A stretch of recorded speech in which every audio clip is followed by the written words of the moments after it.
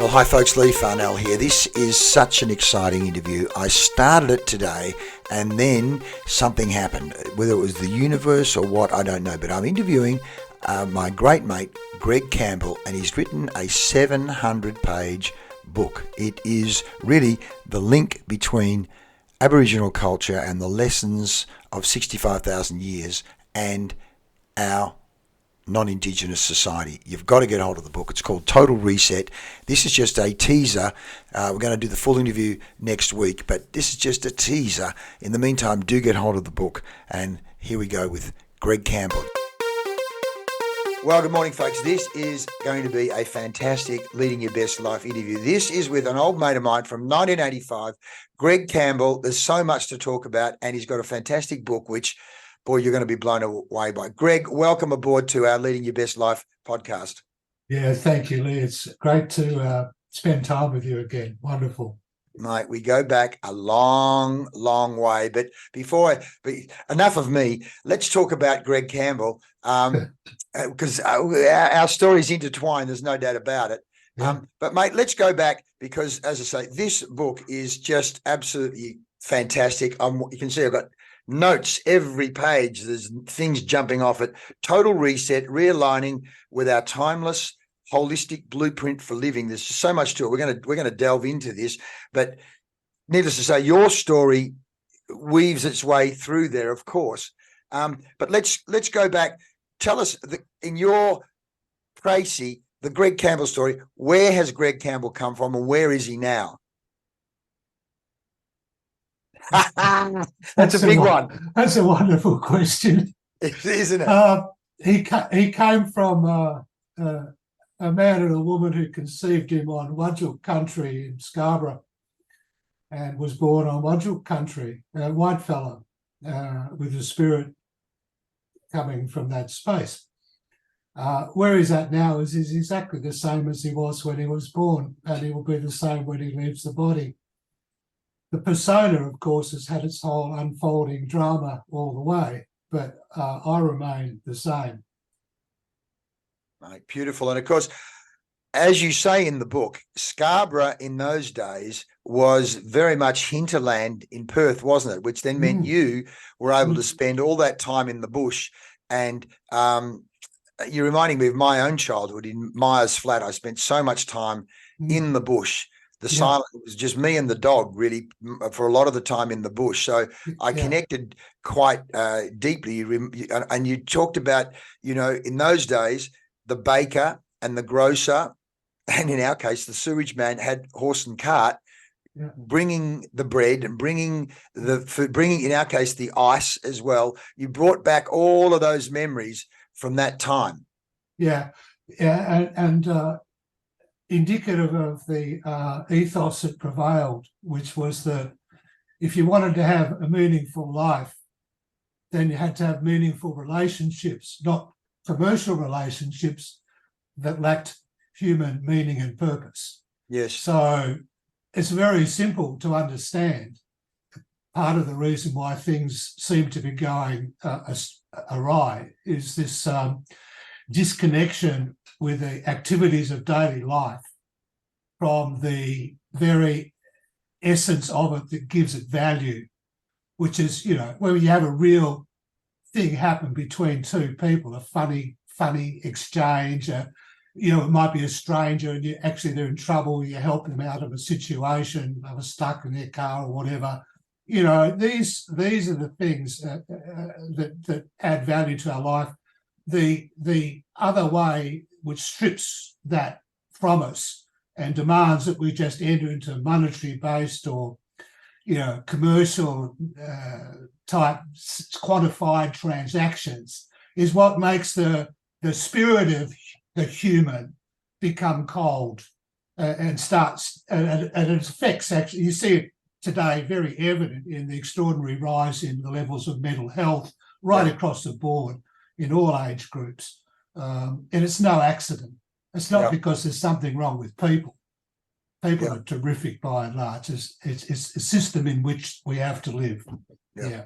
The system and the ecosystem, which again, you talk deeply about this, and we'll get into it as we talk about, the Indigenous people and the relationship with the ecosystem. I literally just yesterday sent a congratulations note to a mate of mine who's president of Golden Square Football Club. They just won the premiership in Bendigo. And I said, there's that saying, it takes a village to raise the child, but it takes the village to win the premiership. It's that village connection, community factor, which, I've experienced more and more since COVID. We've got this group down at Cottesloe swimming every day, and there's people now. We have I think 450 people on the WhatsApp group, but it's an incredible community. It's so easy to just focus on, as you say, business or transaction or survival or bank account.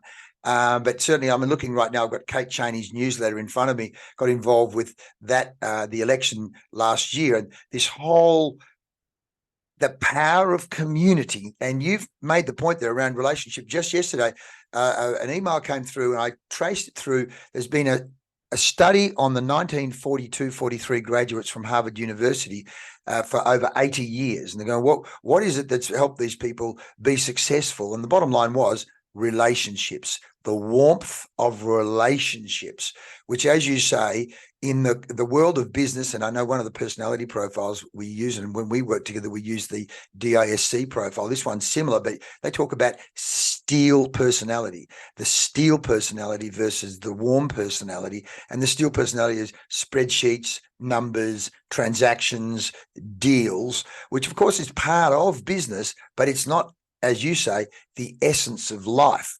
So, of course, we worked together way back, and as you say, turn to page 123 or thereabouts of the book, talking about our connection with you getting the largest corporate consultancy contract, the largest corporate change contract in Australia. 90,000 people were in Telecom Australia at the time. You'd worked for 2 years or thereabouts with the senior leadership of Telecom. And now the sandwich we had in North Sydney was, Leigh, we've just won this contract. It's to change the culture of Australia's largest, or one of Australia's largest organisation. Come and join me. Do you recall that conversation? Yes.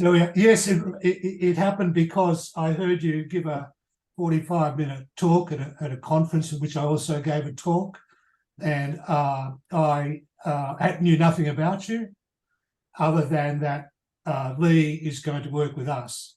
He's got you knew nothing about him. he's got that quality.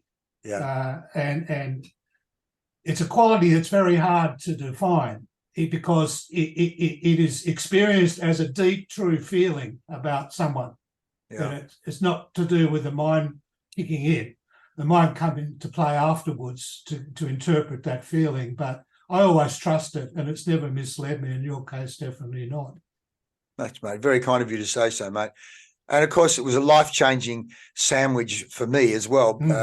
As you said, we talked the other day, you put together a team of 10 consultants, of which the vast majority of them were master practitioners in neuro-linguistic programming. And they had spent time with you work in orange robes with Muktananda. Again, you can imagine, as I said, a boy from Eaglehawk.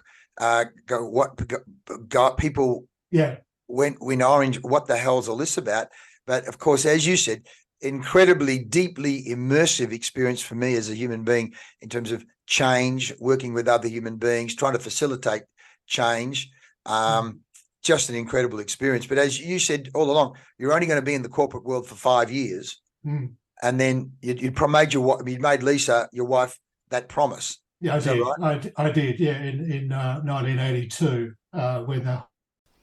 And then the internet crashed. And so we're going to continue that fantastic interview next week sometime. And boy, we're going to go so deep into Greg's fantastic book, Total Reset. In the meantime, check out his website, check out the book. It really is, breathtaking in its scope and its challenge of how we build that bridge between the Indigenous and non-Indigenous, and how we take the lessons of 65,000 years of living in very much a light footprint with the environment. As he says, the First Nations people of Australia, and probably in many other places, see the environment as a member of the family, a living, breathing member of the family that needs taking care of like any other member of the family, not exploiting. Stay tuned. This is really going to be a fantastic interview. If you're going to lead your best life, then it is about turning the eyeballs inward and looking at those beliefs around how we live together in harmony and in harmony with the environment. Stay tuned. See you soon. I'm Leigh Farnell. Thanks for listening.